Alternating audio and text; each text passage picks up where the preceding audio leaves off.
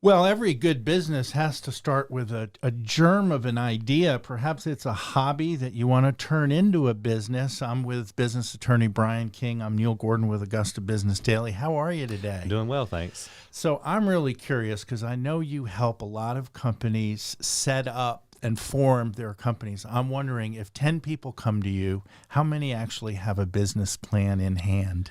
Well, that's right. I've formed a lot of companies over the years and helped a lot of businesses. And yeah, I mean, sometimes a potential client will come to me and they don't have a good idea. But what I help the clients to do is vet their ideas, and I go through with them. We kind of run through different cash flow analysis and talk about how they're going to earn revenue, how they're going to cover their expenses and keep that cash flow going, because as you know, cash flow is king when it comes to businesses. You've got to have enough money coming in to pay your bills and operate, and then also to, just keep things going. So yeah. Well, and you helped with the formation of a partnership with Larry Rudwick, my business partner, and also my cousin.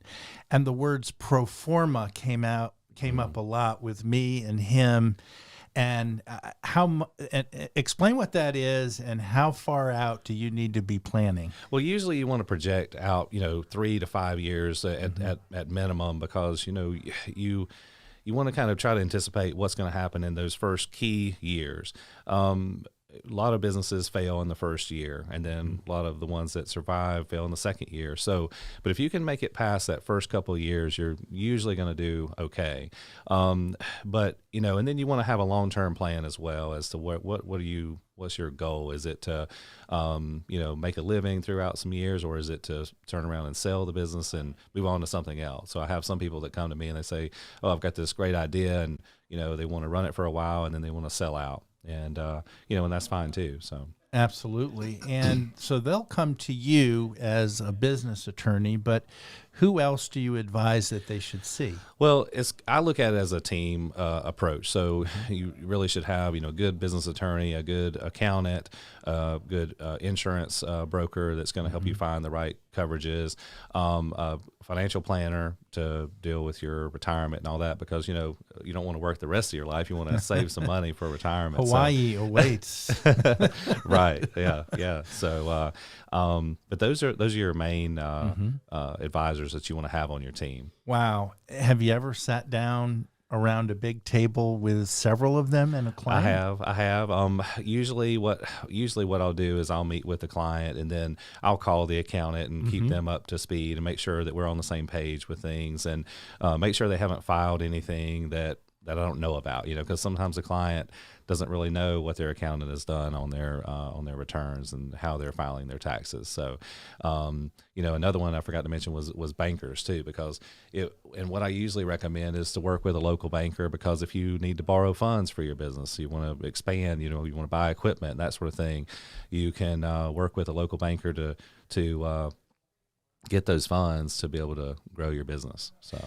And have you done referrals? I mean, over 20 years, have you been able to learn maybe who some of the better partners may be? And do you help refer? Oh yeah. I mean, I've worked with several accountants, several bankers, several, insurance brokers, all that, over the years. And so I have a good idea of, who does good work, and I try to, steer my clients in the right direction. Oh, that's outstanding. Again, we're speaking with Brian King, and his website is up on the screen.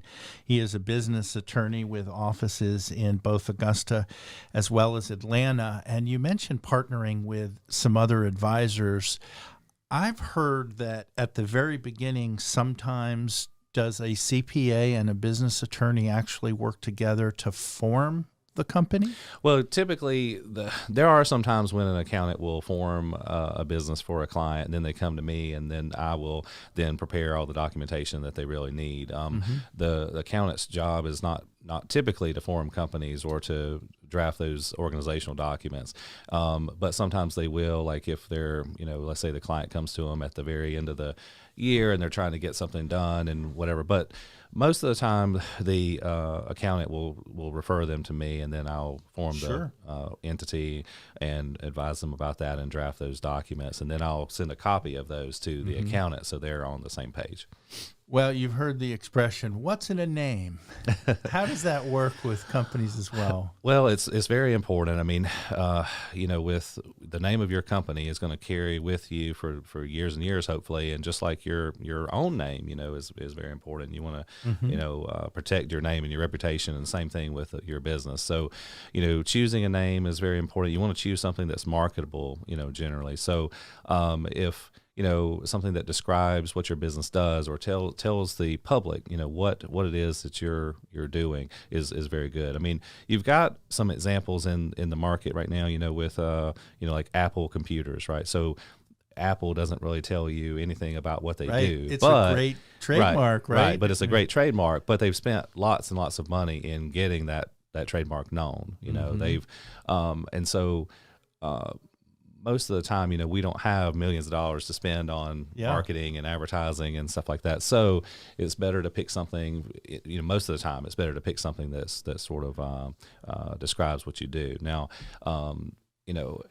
those names like Apple, like you said, they're great trademarks. And if you can get a name that is, that has its own, value to it, over time, then that's awesome. And sometimes a business may start out with one name and then they may drop parts of it, and keep something that can be more unique and more a little bit easier to trademark and that sort of thing. So. And you mentioned partnering with different kinds of professionals. Sometimes marketing companies step in and they can help with logos and brand development. And I didn't have a lot of money, and so I was changing a tire with my friend Chad Trollinger, and I told him what we were doing. I said, yeah, we put out business news every day. He said, well, why don't you call it Augusta Business Daily? Sold. It sort of says what it is. Sure, exactly. To your point. So do you either copyright or trademark for companies? I do file trademarks, federal trademarks for my clients, and when it makes sense. So basically, what the federal trademark will give you is protection all across the country for your mark, your name of your company or your logo. Each of those would be a separate mark to be trademarked with the federal government. So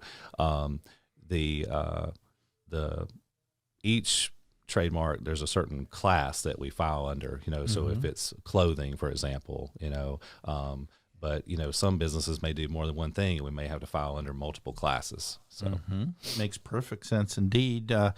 And once again, the website to reach Brian, if you're thinking about turning your hobby into a business, or you really want to formalize things and do things right on the front end so you don't have trouble down the road, his website is businessattorneylaw.com. Okay, right. Which is, by the way, a brilliant name to have as a website. We're going to take a short break, and just out of curiosity, are you the type of business person that sets your resolutions for the new year? Have you thought about what 2022 may bring?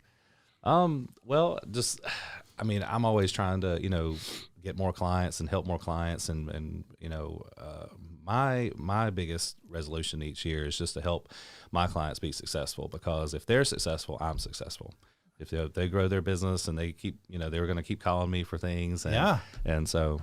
Well, that sounds actually like a great testimonial.